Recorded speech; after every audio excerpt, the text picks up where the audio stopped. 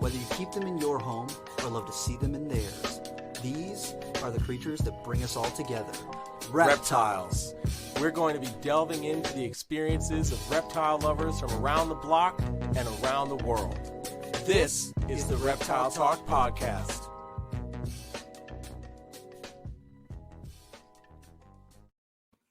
Hey, what is going on, everybody? This is Jeremy Turgeon from Brassman Reptiles. I'm Rob. I'm creeping it real. Hey, it has been a minute. Yeah, it's been a hot second. Yeah, since we've done a podcast, and but we're excited because tonight is a double header. We've got an episode right now, and then right after this episode, we'll be recording another episode that'll just be Rob and I. Just kind of doing not the official end of the year recap, but a mini one and talking about some of the things that are upcoming for 2023, which I'm excited about. What? And we'll be talking about the hobby. Oh, yes, and the state of the hobby. It seems to be quite the interesting topic. Yeah. Pay attention to what's been going on in social media land.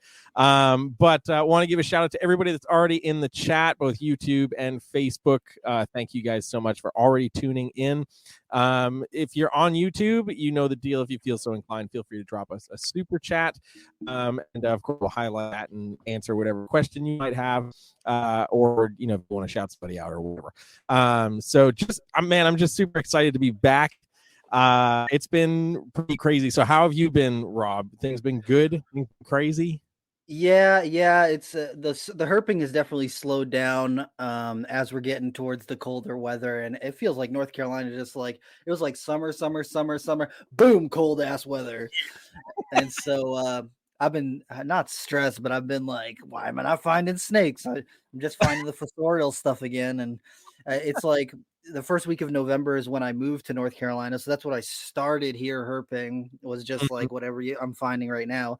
But salamanders this is a good time of year for salamanders. And then also anoles. This is like if you want to see anoles in the Carolinas, like fall, November, December, and then like end of March, beginning of April are like the best time to see green anoles because they're just freaking everywhere and there's no foliage on the trees. So they're just like out and you can see them wherever you go. Heck yeah. And if you want to see every other anole species, go check out Herp Time on Instagram. bro. Because Armin has some insane anoles. I was literally looking at those and I was like, holy moly, do I need I don't need anoles, but like but I need anoles. Dude, he's posted the spotted ones. I don't remember what species they are, but I remember seeing those in Florida. I think either Florida or Dominica. I can't remember. But when I was younger, when I was a kid, I remember being someplace and seeing those and being like, these are the craziest looking anoles I've ever seen. They got these big spots on them. Like their base color is kind of bland, but then they've got these real cool colored spots all over them. I was like, man, those things are cool as hell. Yeah, he's got some pretty insane ones. I think we might have to reach out to him to get him on and have an anole episode. I think that needs to happen. That'd be awesome. But tonight, though, our guest, I'm so hyped. Yeah, someone we both have known online for quite a while, but haven't been able to nail down, or we haven't like met in person. And this is the first time that we're having a group discussion here. So I'm super pumped. Tonight we're going to be talking about Corallus. We're going to be talking about tree boas. Yeah. And you want to bring him on? You want to bring him on? Let's do it. God, sorry, I just choked. So we've got Randy Pegues coming on. What's good, dude? How's it going, guys? Dude, so pumped to have you on. It's crazy to think to be here. For like how long ago or how long we've known each other through the interwebs, and then getting to have a little sit down chat discussion about some of the coolest boas that are out there. I'm just saying, next to Candoia, Corallus are the coolest. I do like Candoia too, though. I just don't have any at the moment. Yep. Yeah, Candoia are pretty sweet. Yeah, man. I remember talking to you guys back in the day when, like before Google owned YouTube, and when like YouTube was just kind of an informational thing and educational, and it wasn't all sensational. Yeah, it wasn't that's more when I TV. was kind of in it. Yeah, that's kind of the way our society's gone, but it still has its place. Yeah, true. I'm curious to see what the next thing is, because right now Twitter is imploding, and so when the projections are like Twitter's only going to be around for probably another couple weeks before it just Right. like has to file for bankruptcy and is done. So I I'm heard curious there's to a see what one the next called thing like is.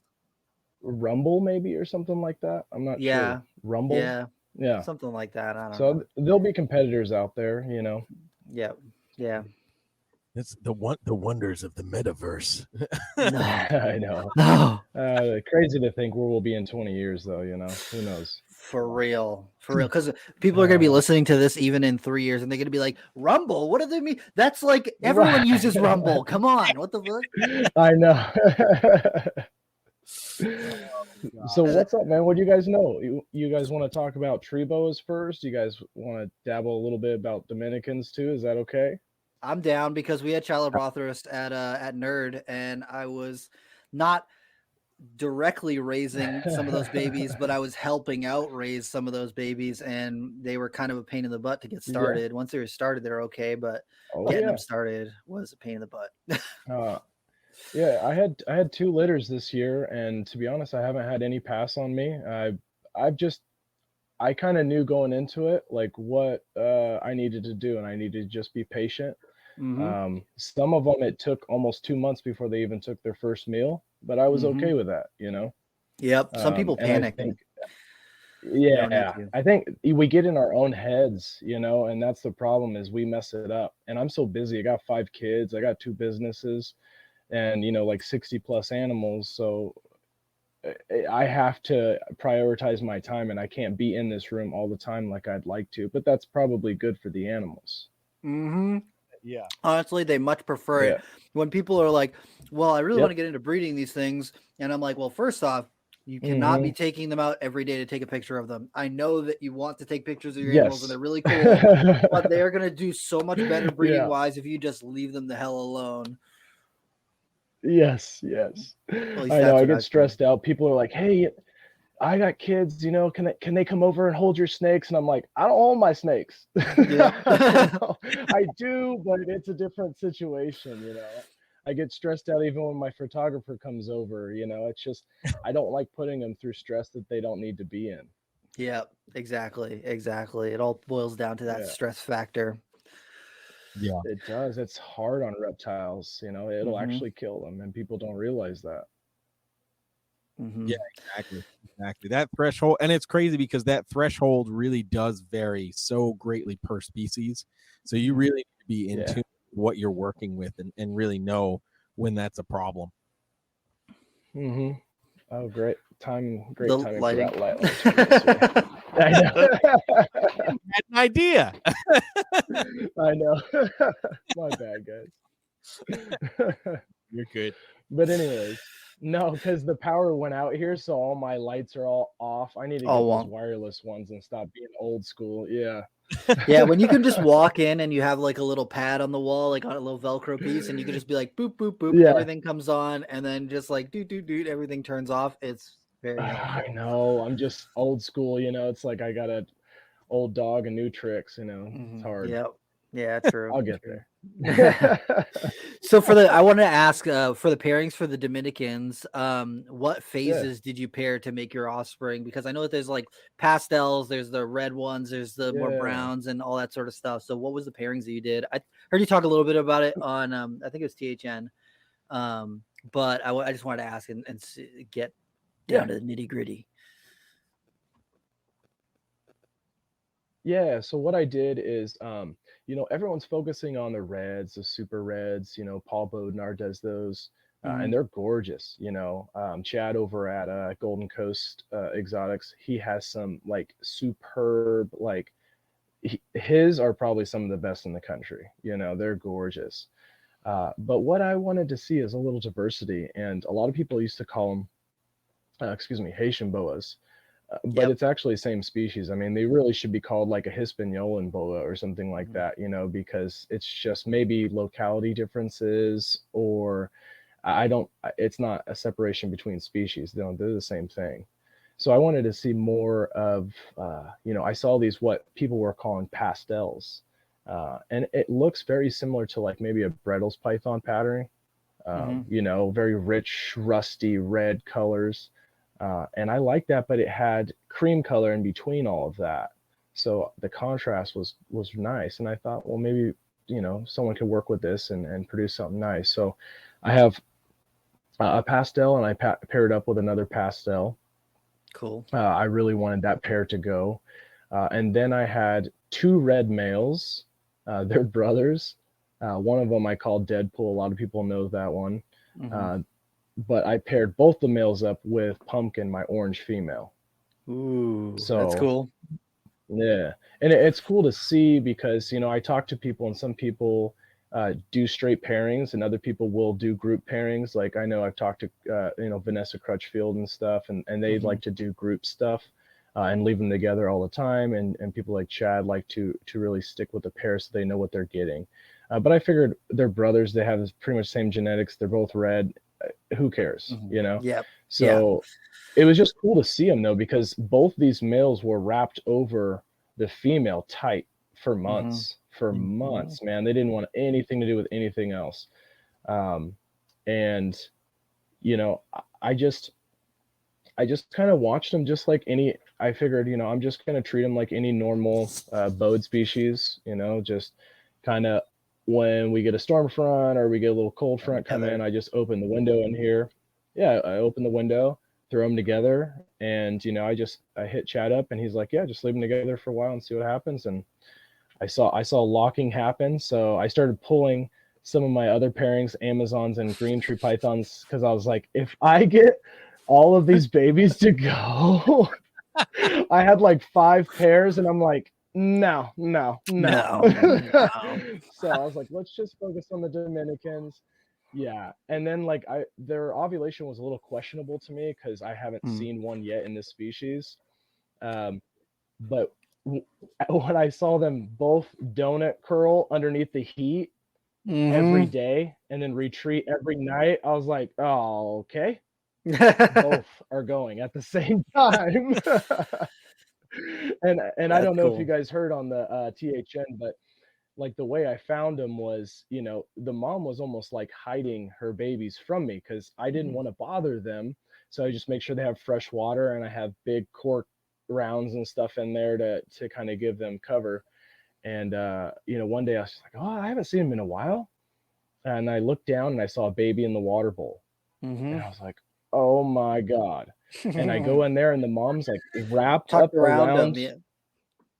Yeah, she like is like guarding them, and I'm like, how long have they been here? And me, I haven't I've done the Amazons and the chondros, and they're all shedding out, and I'm like, in my head, I'm like, is this week 1 or 2, or what is going on? Because I've never produced anything that sheds immediately like that. I guess Candoya can do that too. Yeah, but I had to ask a couple of people that question. I was trying to like get in my head. I was like, what's going on? And I was like, well, let me check the other female. Boom, same thing. I was like, okay, I have 33 babies now to deal with right before I was supposed to go to bed. So it's better that you found them before you're supposed to go to bed than before you're supposed to go to work. That is the worst. That's the worst. I'm the boss. I would say, hey, you guys can figure this out for a little bit. So. Yeah. So dude, that's awesome. So right off the bat, have you noticed any difference in coloration between the red-orange pairing and the pastel pairing? Absolutely. When they first came out, it was like you can tell off the bat the pastels. They're almost all of them are going to be pastels, right? And they're like a lighter color, right? And they're like carpet pythons where they're kind of ugly ducklings, and they kind of grow into themselves. So they start more brown and drab anyways, but you probably wouldn't notice, but I have 2 litters side by side, so you can see like one is really dark and one is really light. The pastels are light and the other ones were dark. And then now as they get older, and I've been feeding them at nighttime, I'll go in here because they have that dial color shift where they go from day to night. and I want to see them at nighttime when they're looking their best. And then I kind of write on the little blue tape, like, okay, I think this one's going to be red. I think this one's going to be an orange. I think this one's going to be like high contrast or pastel, you know, so that I can kind of keep an eye on those ones to see if it's going to go the same direction I think it's going to go. But yeah, I'm interested in making things other than the reds, because if people get some of these oranges, like, they are gorgeous, man. Like, they're smoking. Now, the real question is, are you sick of telling people that you are not going to get a calico Dominican red mountain boa? Because I don't work with them, and I'm sick of telling people that they're not going to get a calico Dominican red mountain boa. Well, I mean, they could reach out to Vanessa and get her line of calico, but I think they want Bob O's, you know. Yeah, and the undercurrents, yeah. And I haven't seen those even replicated yet, you know. They haven't been replicated. Yeah. They haven't so he had a trio, I know, and they were gorgeous, but it could have just been kind of a, you know, one-off fluke. thing. Who knows? Yep. Yeah. Paradox. Yeah.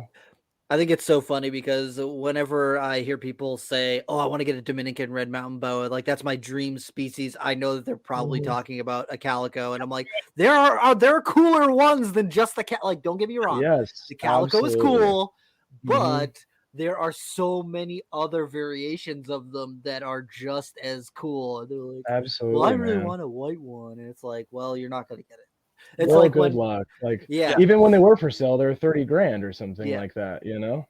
Yeah. And then it's like people who post the picture of the solid black leopard that was produced by Danny Mendez. Right. The all black one. They're like, I want a black Amazon tree boa. And it's like, well, if matured into a leopard, like, it just ended up looking like a regular leopard as it got older. So did Danny produce that, or did Rory produce that?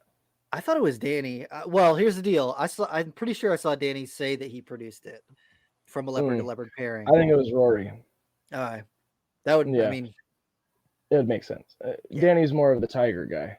Yep. But yeah, I think that's what happened. You know, Rory needs to be out more, because that guy is phenomenal. His animals are phenomenal, man, and people don't know about him. I probably do more promoting on that guy within my Amazon circle. I'm just like, hey, he's got his list. I picked mine. Here you go. You gotta tell them after you pick yours. Yeah, I know. Yeah. If people seen Freak Show, they know which one I'm talking about. Absolutely. It still doesn't compare to Carnage, though, man. He's not Carnage level yet.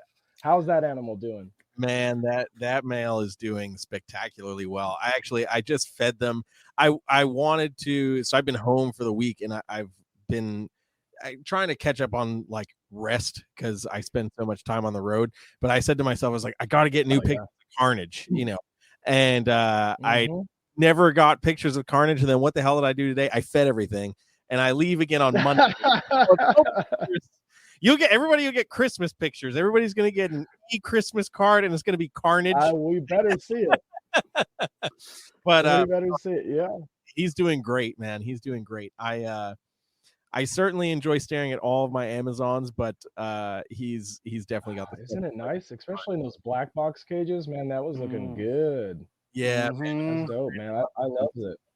Yeah, thank you, man. Yeah, I even have some like Arboreal tub racks, and I'm thinking about maybe getting cages instead there too. You know, I'm trying to do away with some of the tubs, but I don't want to keep a huge collection. I want to be able to kind of enjoy my animals, come in here and see them doing their thing. Hell yeah. Yeah, absolutely. Yeah. I have to go through. It'll probably happen either December or January. I have to go through and like spruce up all of the cages. I finally want to get some greenery in there and stuff. And I'm like, I'm trying to come up with different ideas so that when I go to that wall of cages, I can just be like, yeah, man. Yeah. I mean, I tried it. Like, I got the Arcadia lights, and I tried to do naturalistic with live plants, and I've tried bioactive, and it's so much more work than people really think, especially with snakes. And Amazon tree boas would probably be a decent candidate if you have a large enough enclosure and you let it grow in first. But yeah, and I just got to the point where like even fake plants and stuff, they get all dusty and shit, and I'm just like, and you get like urates all over them. I'm like, nah. So I just do like cypress mulch now, and I do a lot of natural branches. I'm trying to get away from like PVC and stuff because people ask me like, why I see your animals perch all the time, and I'd say my animals perch between like 60 and 70% of the time because I give them natural perching options. Hell And yeah. then I don't give them a floor hide. I might give them an arboreal hide, but I don't give them a floor hide. So they don't really have that option. I mean, they could lay there if they want to. And sometimes they do when they're going into shed and stuff. But yeah, that's what's worked for me so far. heck yeah. Jeremy, I just want you to know that your Amazons are the most liked thing on my Instagram page and always will be, because whenever I post a picture of any of my animals, people are like, "Oh, that's cool." And then I post a picture of one of Jeremy's Amazons, and it's like 1,000 likes, 1,200. These people are going crazy. We need more of this. And I'm like, go to it's the Jeremy. flashiness. Yeah. There's a reason why I want to start an Amazon tree boa wall. I'm just saying. Oh, did we freeze? It freeze for just a second. You're good. Just like, yeah, we're back. Yeah. Oh gosh, but yeah, there's definitely a reason why I want to have a Corallus wall, and yeah, I mean, how can you not like these things? Absolutely, man. Yeah. But that's what I don't understand. Like, I'm trying to convert keepers. That's why we're here. Like I just Puget Sound pythons, Jeff and Kendra. Mm-hmm. I saw Dayton at the last show, and he said,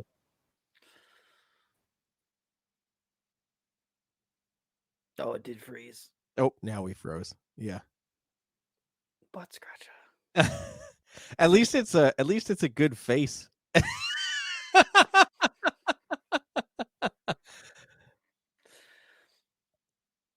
Oh well. It's frozen. We're back. Yeah, it's frozen. Oh, I heard him, but it's still frozen. Okay, there we go. Can you hear me now? Go. Yeah, there now we go. Yeah. Sorry, guys. You good? No, good. I don't know what's going on. It's all good. But what I was saying is, Dayton was there with some reds, and I said, before you give me this option to buy them, let me introduce Amazon tree boas to my friend Jeff. And I said, Jeff, there's a red female over there, and if you're going to get into Amazons, you start there. And he went over, and he's like, I bought her. And now he's obsessed. Oh, yeah. I think it's interesting because a lot of people who are into like arboreals, they're like green tree pythons, and it's like, dude, they're just a green snake on a stick. There's so many more, and they just sit there. They don't really do a whole lot. So like Amazons, at least you at least see them in different areas, and they just move around. Oh no, I like emeralds way more than I like green trees, and I will fight every single green tree person on that.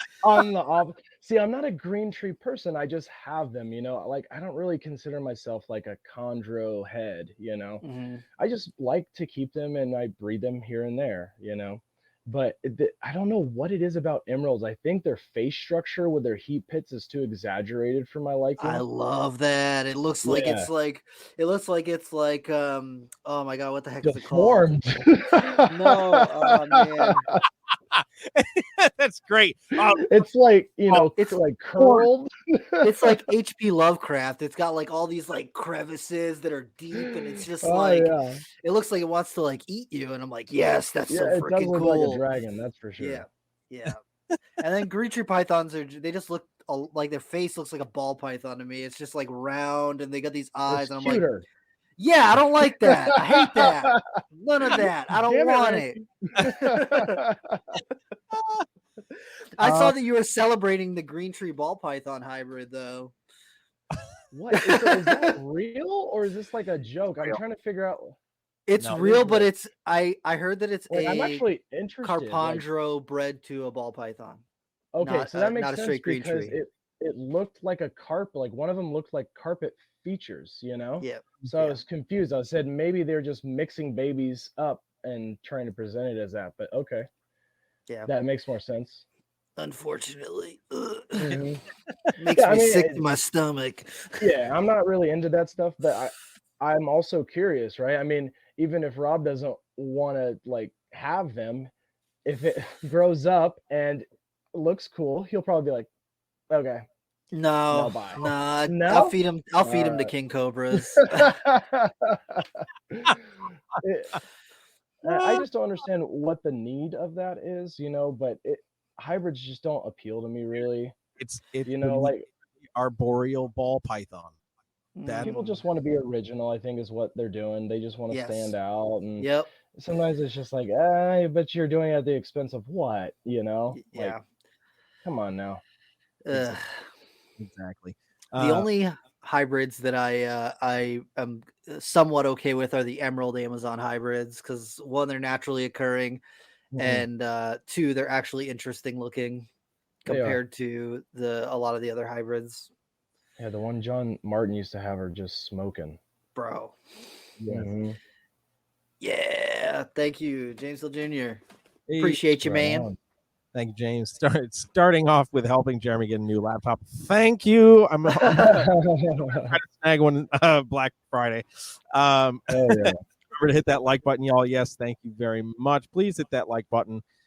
Share this video, and we got Genetics Nerd Christina's in the house too. Two of my favorite fellas. Proud of both of you. Keep doing the good work. Thank you very much. We appreciate the support, guys.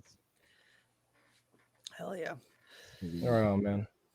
I love seeing the love you guys get, like you guys have always been passionate about the animal first, before this community was where it is today. And that's why I look up to you guys in that aspect. I remember Googling and finding Rob's video of him setting up Amazons in a big tub, and that's I connect with that because I was there too on YouTube trying to just tell people how to take care of some of these animals, and there was no information out there. So that's right on, man. It was such a different time because I was just like, Mhm. there's not really because I was like, I want to just watch all the videos about Amazon tree boas, and it was just And like there's somebody who, nothing. yeah, it was like one person who went to a reptile expo and like pulled out this Yeah. dehydrated Amazon tree boa that's covered Yes. in stuck shed, and you're like, Yeah. this is not what I meant. I do not want to see this. No. And so it No. was just easier for when like posting on forums and stuff to just like make a quick video and be like, hey, look, I'm trying this thing, what do you guys think of this, and just like share that sort of stuff. Exactly. And not like edit the videos and go crazy and everything. Like we just said, this is how I do it here. Yeah, No jump that was scares, perfect. no sensationalism. I was just like, Yeah. these are cool, I like these. Yeah. Except what's his name, Jeremy? Remember cute gay Jason guy? He was a little bit before his time, man. He was so before his time. If he was around now, bro. Yeah, he would be popular, man.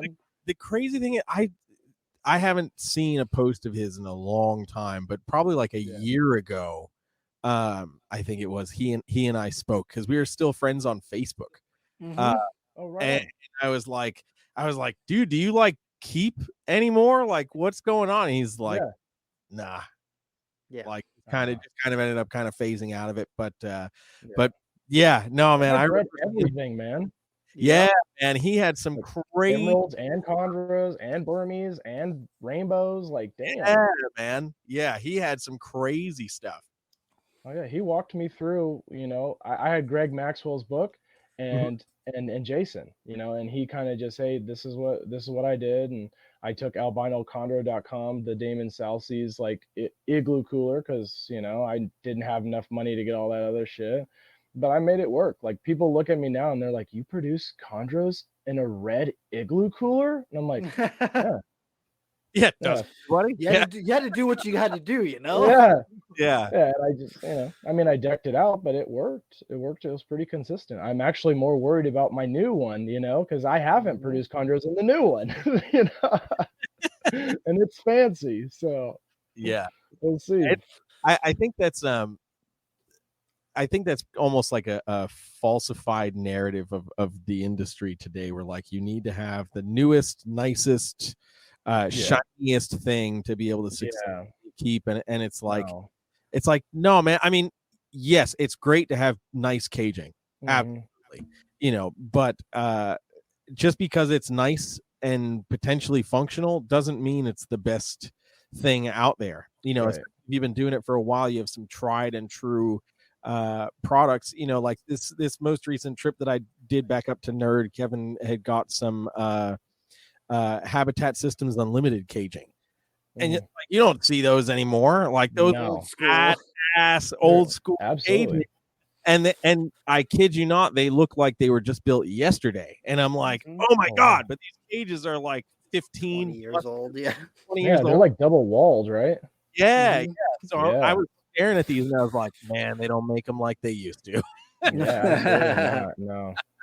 No. And I wish I lived closer to Black Box, but I might have to give them a shot too. Eventually, when I want to change everything, but I have a hodgepodge, Mhm. AP cages, boa files, herptastic, bars caging, like everything. So Yeah, I'm really liking the Black Box. I've used AP cages for years as well.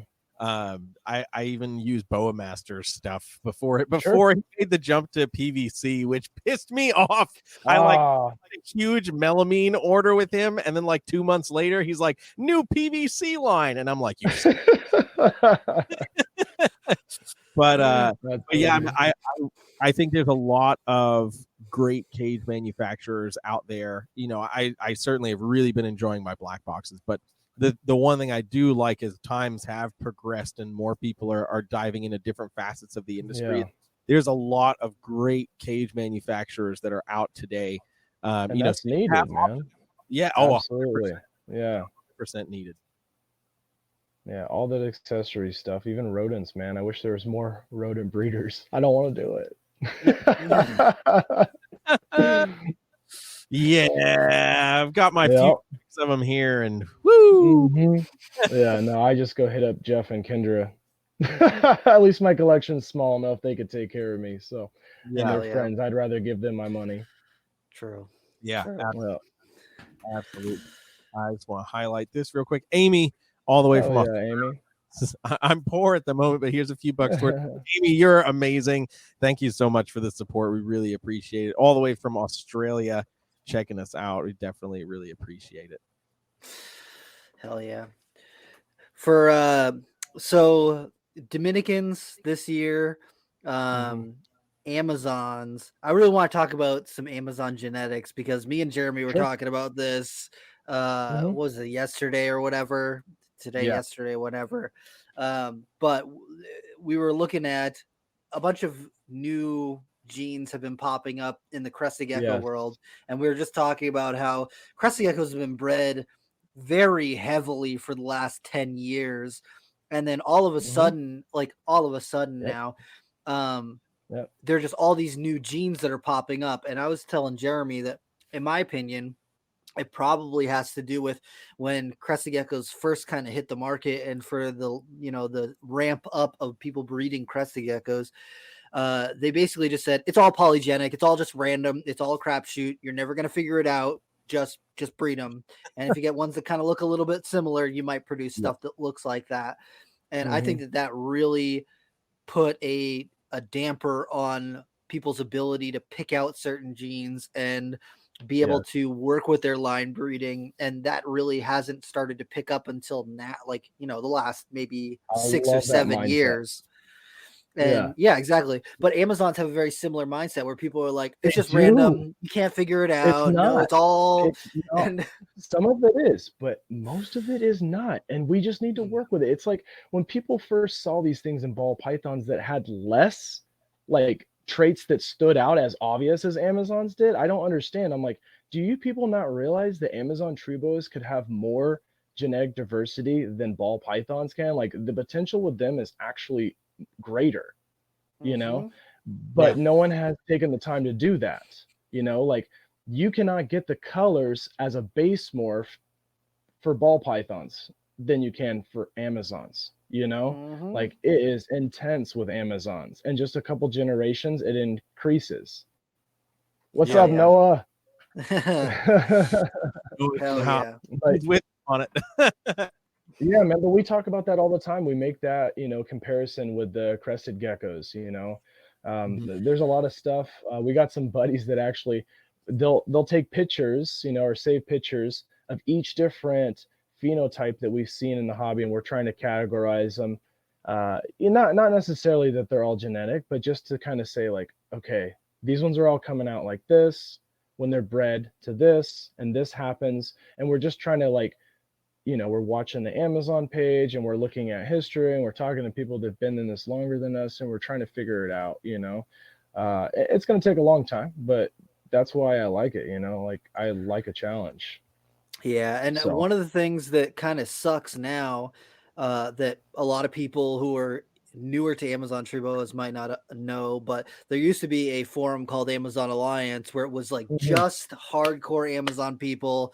They would Yeah, post up their litters, they would post up what they're pairing, what they're breeding, and I remember just sitting on there and just like I feeding all was this information, just like staring at yeah, everyone's pairing, seeing what they produced, and noticing patterns of like, oh, when you yeah, pair something kind of like this to something like this, you end up getting a variety, but you also pretty consistently hit on this. Like one of the things that yep, I remember very vividly is that when people paired Halloweens to animals that had a red base color or mhm, even yellow, sometimes they would produce a higher percentage of ones that are not a higher percentage, but like a decent percentage of animals that were red based or mhm, had like a solid red color to them. yep, And like when I think about people who are talking about, oh, well, Halloweens are such a waste, they're just gardens, blah, oh blah, man, blah. And it's like, bro, they're when they're babies, they're red. Like most of the time they're red and black. Like there mhm. has to be some red element to their genetics. So when And it's so it makes sense, stunning to see a Halloween. Yeah. Man, bro, they are my favorite. Like I love a good bicolor. I love a red or right. whatever, but Halloweens are my absolute favorite. People are like, well, they change when they're a baby into adult, and it's like almost Then they're every super high Amazon tree contrast, boa. Exactly. Then they're black and white.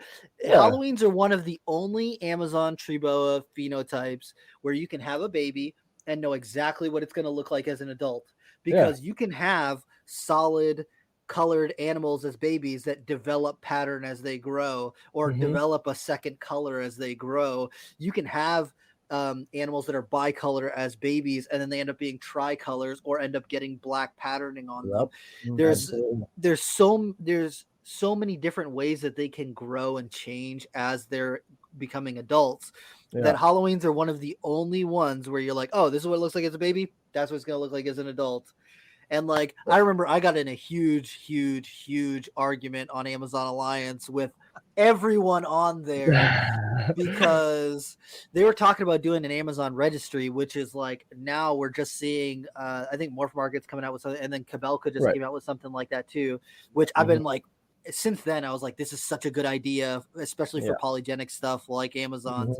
Mhm. So that we'll be able to look at, okay, this pairing makes this kind of stuff, this kind of pairing makes Yes. this kind of stuff, and look at the breakdowns and everything. But back then they were talking about making a registry for Amazon tree boas to be able to look at all that sort of stuff. And I remember they were talking about categories, and they're like, okay, we're gonna have a patternless category for all solid colored patternless animals. We'll have a bicolored category for bicolored Yes. animals, a tricolor, blah blah blah blah. And then Mhm. they put everything else is gardens, and I was like, well, why don't we have a Halloween section, because they have their own Mhm. trade name, we Yeah. all know what they look like. And they're like, well, they're just gardens. And I'm like, if there's a difference between a bicolor and And a solid. a solid Yeah. colored animal, then there's enough difference for a Halloween. And I got in a very heated 10-page argument with people Yeah. on the Amazon Alliance about that, and I'm still butthurt about it. Well, I mean, it's funny you say that about like how people think that they're kind of just like, oh, Halloween's, because the last show that I just went to, right? I brought a Yeah. couple of my babies with me, the ones that I was willing to give up, and everybody, all these ball pythons, because I was just putting my animals at other buddies' tables, all these ball Mhm. pythons, and everyone wanted to see the Halloween. And a Mhm. snake got stolen from our booth. Guess what snake it was? The Halloween. Wayne. Bro, what? Yes. Oh yeah. I mean, but but at the same time, it's like it sucks, but I risk it taking to those kind of things. So I'm like, okay, well, it is what it is. Maybe they just really needed the animal. It is what it is. As long as they could take care of this animal, like I would have gifted that animal to the right person. Yeah. So it's Yeah. just kind of shitty that, especially if people know me and they know how I am, that kind of stuff happens. But getting back to the Halloweens, man, what we're trying to see is we're almost starting to think like just because they're so common in the wild doesn't necessarily mean it's a normal, like Mm-hmm. it could actually be a recessive trait, but because it's so uh, its ability for cover and stuff in the wild is so great because it's dark color, Mm-hmm. that it could just, there's no problem with it. So there's a lot of xanthics and anathoristic stuff in the wild naturally. Mm-hmm. And so we're trying to figure that out. We want to pull this stuff out, and we don't just want to do one or two pairings. We want everyone to start working with us so that we can start really taking the time to learn these things. If you read Halloween to a yellow, right? And all the babies turn out yellow, and we keep seeing this pattern over and over again, Consistently, right? yep. Mm-hmm. Or if you do it and then you start seeing some Halloweens in there, right? Then either it could be a het or it could be polymorphic. So we're trying to really pull it apart, and because how many genes are already stacked in these animals that we don't even know, because a lot of them are from the wild. So we need to dissect one thing at a time, and it's going to take a long time. But if people are willing to do that, then we're going to see some cool stuff here soon. Mm-hmm. Mm-hmm. Yeah, man. Absolutely. I love, and you've seen my little dark babies that I had. Yeah. Yeah. So the darkest one died, but the second darkest one has like a faint little orange line on it. Mm-hmm. That one's name is Oogie Boogie. Yeah, hell yeah. And that was named. I named it after Rob Snake back in the day. Hell yeah. Heck yeah, I'm so here for it. That's awesome. We're gonna pause real quick, do a quick break for our sponsorship plug, and I want to dive more into this genetic polygenic talk because that's what gets my wheels going. So we'll be right back in 2 minutes, guys. Black Box Cages, located in Buford, Georgia, is your one-stop shop for all of your caging and rack needs. Owners Jen and Clint are at the helm of this fantastic company. With one of the shortest lead times in cage and rack manufacturing, Black Box can satisfy anyone's needs, from baby racks to V70s, arboreal and terrestrial caging to deep-fronted bioactive enclosures. You can find everything you need right here. New enclosure sizes and products are added frequently to their availability, so be sure to check back often. Black Box Cages have tons of customizing options for lighting and heating. Along with that, cages and racks can be stacked with metal stacking dowels, and all cage joints are dadoed for improved durability and stability. Most cage units are flat packed, but are pre-assembled prior to shipping to ensure a solid build every time. The Micro, XC18, XT3, Bio-G, and 3-stack V70 ship assembled, and all other racks are shipped freight and assembled.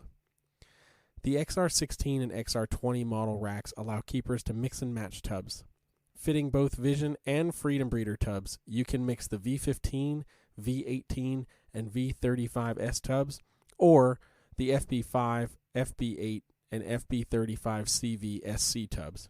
This kind of flexibility allows keepers to raise their animals from hatchling to juvenile or subadult size before needing to upgrade into adult caging. Don't just take our word for it. Go to their website to see countless customer reviews and review videos from keepers all over. To learn more about Black Box Cages, follow them on Facebook and Instagram at Black Box Cages, and of course their website, www.blackboxcages.com. Links to their socials and website will be available in the podcast description. Boom, you guys know the deal. Go check out Black Box Cages. Go check them out for Black Friday. They've got a little discount going on for Black Friday, so go check them out. And yeah, just go get yourself a nice new cage because everybody needs a nice new cage, especially if your name is Randy. But soon. but heck yeah, so back to the polygenic mapping ideology. That really geeks me out. I think for me, a lot of my introduction into snake keeping and snake breeding and genetics, of course, there was ball pythons, but I really came up as a colubrid keeper. Some of my first mentors were colubrid keepers, so that's just where I kind of gravitated towards. And there's so many polygenic aspects to colubrids, and it's interesting that those polygenic traits seemingly are very, very easily accepted Right. That community. Then you get into Amazons, and people are like, well, I don't know about this. I don't know if we're willing to separate that much. And it's like, what are you talking about? Right. Yeah, for real. What are you talking about? But I think the one of the biggest differences there with that particular example is, colubrids, your rate of turnover to get your first clutch is very fast. Quick. You're talking a year and a half, maybe 2 years. Species you're working with. Whereas, we all know Amazon tree boas, we're putting years. Yeah, we're putting in some years before we can maybe get a litter of, anywhere from 5 to 8. I know. If we're lucky, If we're lucky. like, 18 months, here's 15 eggs. Like, so it's a lot more challenging to see. But I like the fact that now there are enough people that are paying attention where we can spend that time and really say, okay, if we breed a garden to a yellow, what are we seeing? If we, if we do it to a bicolor, what are we seeing? A red, what are we seeing? And really explore that, because that's an element that until recently nobody's really cared about. And I feel like especially true to industry form, as soon as a couple morphs hit the like true genetic morphs that carry over traditionally, people just go right to that. And they're like, well, I just got to plug it into as much as possible and make some money and go on to the next thing. And, I mean, like Rob and I talk about all the time. That's why we like Borneos so much, because you don't get that. You get a couple of those things, but you don't really get any of it. So you get, you don't throw a fit. Exactly, man. So I like the fact that there are people really trying to dive into this and understand the genetics on a deeper level to it.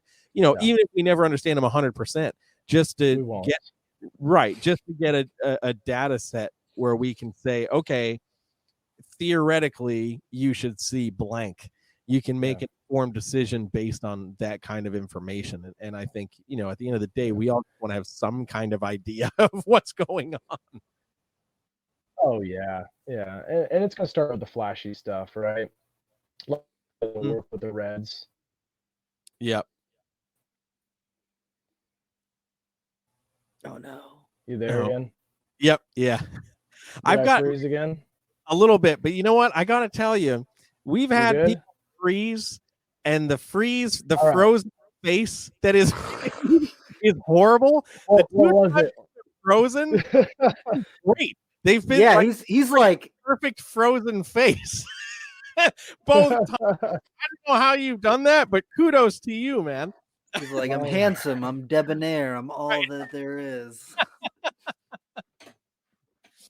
Oh man. Look, a third one. Third freeze, and he's just smiling. That's some wholesome Wi-Fi bullshit for all of you out there. Wow, this is great. This is wonderful. If you are listening to the audio only version of this, please please hop over to YouTube and watch this man freeze in the most spectacular ways possible.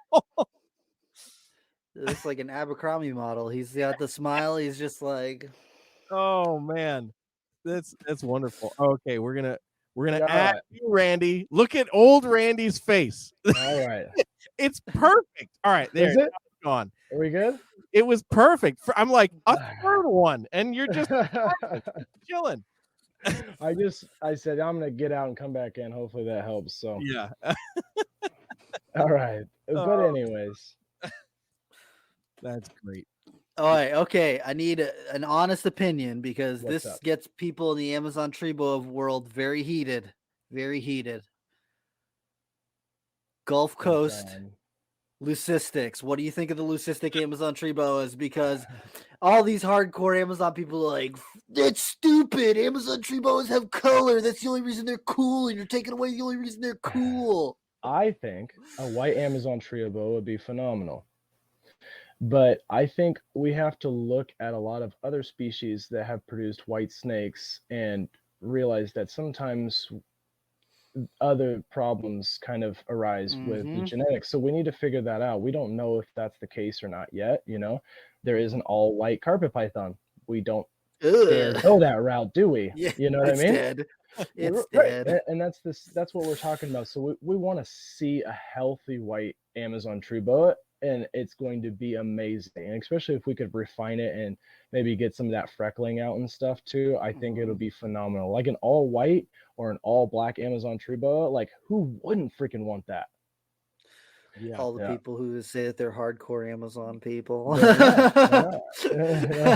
I don't know. I think they're freaking cool. I even like the ones with the freckles because I think it adds a little bit of personality. I'm like, you look like you got just sprinkles on you. You look amazing. Like little gray spots. Yeah. I mean, I Yeah. like all of them. Like it's an Amazon tree boa, you know.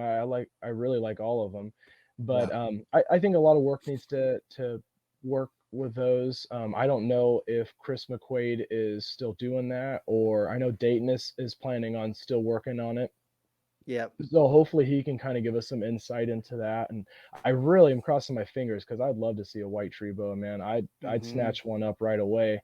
But I'm kind of letting other people work with that project. You know, I don't have any leopards yet either. I love leopards. I do like leopards, but I didn't want to have just like another quote unquote garden project like Halloween, you know, because I only have so much space. So I said, you know, if leopard is reproducible and you can make colors with it, I might have to jump into that, but I don't know if it is yet. There's been some evidence to show that it's possible, but we don't know yet. Yeah. Did you guys see what Cody Joe produced up in Canada? Canada? Oh my God. Yeah. Yeah. So I mean, when we're seeing stuff like that, it's hard not to kind of look into it a little deeper, and we have to, you know, with polygenic stuff, and it could be both, you know. Some of it could just be crazy varieties of, you know, genetics, and we're just seeing that expressed differently. So True. Yeah, True. When I first saw that litter, I was like, "Oh my God, I'm going to spend all of my money." yeah. Oh, I know he's not going to sell anything, you know. Like I told that kid, I said, "Man, he knows what he's doing. He produced Molinas too." Really? Oh yes. I did see that. That was awesome. Yep. So you know that guy knows what he's doing. I think he has a reptile shop up there, and he has some pretty kick-ass animals. You know, it's not just kind of the generic stuff you see all the time. So I love seeing that, man. Like people are always like, why don't you work with ball pythons? They're worth so much money. And it's like, I never got into these animals for business. You know, that's why I work construction. These animals actually help with my anxiety and stuff like that. You know, like I have to get away from the real world, and this is the place where I do it. Yeah. When I saw those baby yellows, the little Varanus Molinas, dude, I was like, it's happening. It's happening. I've been telling people for like the last like 6 years that as soon as people start breeding Molinas in captivity, those are going to be way more popular than water monitors and all the other shit, because it's like they're more yellow than coming eye. I don't care what people say. They're more yellow than coming eye. They can be, brighter colors. You can there is variety in how they look as adults. Right. They're not huge, so you can have one in a smaller setting. They're just like, they're everything that you want, and they're just smart enough where you can befriend them, because some of the other stuff, it's like really hard to gain their trust. But from the Molinas that I worked with, from the Molinas that I worked with, you can actually gain their trust if you put in a little bit of effort. So when I saw that, I was like, that's where it's at. I've kept Molinas before. You know, I actually have the one that I purchased. I wanted it close still, so I'm like, I want you to buy this. I don't have room, but I want you to buy this. You know. When I first saw the pictures of that, I was like, Rob, it's happening. It's happening. We used to talk about it all the time, man. When we would get, especially when we get Incident Nerd, we're like, man, we should maybe hold some of these back, raise some of these up. And he wasn't into it. No, I mean, he's just got so much invested in Salvatore. It was just like, oh, you know, it's cage space for, you know, I mean, you'd think he'd want to dabble with one or two pairs just in case. I mean, there's what I always tell people is, especially with these larger animals, you know, who knows what our future holds with some of this stuff, and we got to be realistic. And you know, as much as we love seeing these animals, it realistically a lot of people can't keep them correctly, you know. Right. And I like to see right by the animals. So Yeah, you absolutely. never know, you know, like to have smaller, and that's why people always, they're like, man, you're a big guy. Like I'm 6'4", 250 pounds. All my animals are small. Like even fish tanks that I keep, the fish are small, you know. Uh, and it's I like that. I like to be able to have a smaller animal in a larger enclosure. It's just, I don't know, it makes me feel better about myself, I guess. You know, like, but I mean, I think, you know, with Kev's case too, the other thing that was intriguing him was he started doing a lot more with locality stuff.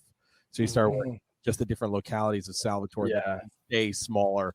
So it was like, I don't need to work with a smaller species that of makes sense. smaller Yeah. localities. So it's like, I get it. But yeah, I think seeing this first gen Captain Molinas, I mean, is going to set up something great, you know. Yeah, man. Like the only monitors that I keep right now are Prasinus, you know. Um, and I want to breed them maybe once or twice, and then probably not anymore. I'm not a monitor breeder, you know. Yeah. Like it's a lot of work, and it's not like snakes.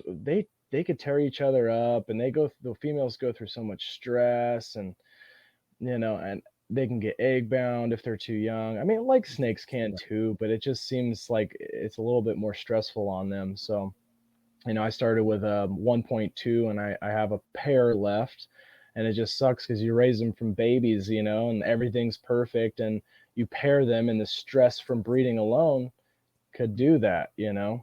Yep, that's what happened to my fucking Beckerai, my black tree monitors. I literally had want black trees, but I'm like, I don't have the room. Yeah. So. I kind of made a decision now that like if I get any monitors in the future, I'm holding out to get a Bell's Phase Lace because it's what I've wanted since I was a little kid, Yeah. and I'm like I'll put a lot of time and make it a nice big enclosure and that's build a your relationship one. with Yeah. it, and that'll be my one. I mean, I really love Kimberly Rock monitors. I love Pilbara Rock monitors. I love the Black Tree monitors, but like I couldn't see having more than like one or maybe two monitors. They're just so care intensive. They just need attention. They just need, like, the snakes do not need attention like a monitor No, and does. that's what I need. Yeah. Yeah. You know, because I have a big 8-foot cage in my garage that I built for a pair of Savannah monitors because no one's breeding those. So I'm like, I'm gonna breed them, and I got them to breed. Right, I got them to breed. Everything was going through the motions. The female, she was like, I raised them both up from babies, so their weight was adequate. The female was nice and small. She was about 4 years old. But as soon as he started breeding her, because she was always the aggressive one, you know, but after she finally started accepting him, you know, I came back from the zoo one day and he was upside down with part of his face crushed, you know, because she killed him. Yep. Yep. And I was like, I can't do this. So I hit up Jay from JCLC Reptiles, and he's actually breeding Savannah monitors. And I said, hey, dude, if you could use this female, I tried my best to, you know, raise her adequately with dubias and light, lean food. And he took a look and he's like, yeah, man, send her over. So, you know, he's doing his thing, and I have an empty cage, and I'm like, you know. Yeah, we had a dude who came to Nerd who bred Savannahs, and I was like, no, you did. Come on. You didn't breed Savannahs. And he shows me the pictures of like the eggs and the incubation and them hatching out. And I was like, dude, that is the coolest fucking thing. That's so awesome. I can't remember his name. I thought the guy's name was Tim. Okay. But I follow him on Instagram, so I'll have to see if I can find his account and then I'll send it to you, because he literally had documentation of everything from breeding to egg laying, everything. I was like, dude, that is really cool. And he's like, yeah, no one's really breeding them. So I was just like, I really want to see if I could do it. And he's like, I did it. Well, I remember when Kevin was going through his little phase too, because I was watching all those clips and stuff, and that really, like, okay, he's doing it like this. But, you know, in my head, I'm like, maybe you should do it like that. So I'm going to do it like this, you know, because he just had that huge group in there. And I'm like, I don't know if they are like that in the wild. So I think that honestly, I built a cage. I just want to say that it was 4.5 feet tall, but 1.5 to 2 foot was just for Dirt. soil. Yeah. Yeah. And Go ahead, Rob. I'm sorry. no, it's all good. I was just going to say that one of the most important things that if I was going to stress anything to people who are trying to breed monitors that are a little bit more tricky to breed, or like stuff that's not Ackies, Yeah. is get ultrasounds, because Yeah. I cannot tell you how, like, just working at Nerd and just seeing the cycles of how females go and how they react to males being in their space and all this different stuff. Yes. If you have got an ultrasound, you can predict what's going to happen, because anytime that we would be like, oh, this female's like kind of close and to being receptive follicle wise, Yeah. and we put her in with a male, if she was on the smaller side, she would go right after him and go Yeah, they like, don't you know, care. go. They Yeah. don't care. They'll hurt him. They want to Yes. hurt him. But Yeah. as soon as they reach that like critical point, you can introduce them and everything Yeah. goes fine. But it's like, I've noticed that if you are outside of that window, female monitors are ruthless, and It's they will ruthless, just man. really, it's very easy for them to hurt each other because of their Yep. teeth, their claws, just their They're design. strong. They're Yeah. strong, you know, so they can do some damage, you know. So it's Yeah. kind of that like lesson learned thing, you know, and we move on, and it was tough, you know, and I was just like, it was my son's, you know, he named him Biggie, and then the female's names was Smalls. So, you know, Biggie passed away, and my buddy is he's preserving him for my son, you know. He's putting Cool. him in like a little glass globe for him and stuff. So Cool. yeah, that's part, and I try to teach my kids, that's part of the hobby, you know. My kids, they love my animals, but this is like my thing, you know. Yeah. But I say, hey, if you guys want your own animals, I want you to do your own research and tell me about the animals you want to keep and how to keep them, and then we'll go from there. And they started to do it, and now I'm like, okay, slow down, you don't need that many animals. Who are you? You know. You're like, listen, I know that you're my kids, but you need to slow down a second. Yeah. And Rob, you'll love this. My son Landon, you know, he's my younger son. I have 3 boys, and he came up and he's like, Dad, I want a tarantula. And I'm like, oh, okay. Yeah, let's and go. I'm like, but I feel like I can't feel like such a hypocrite by saying no to a spider when I have all these snakes, you know. So I'm like, okay, well, let's do some research and find the one. He's like, I already want a Mexican red knee. And I'm like, well, you can't really hold it. I mean, you can, but it's not a good hairs. first. You don't want hairs.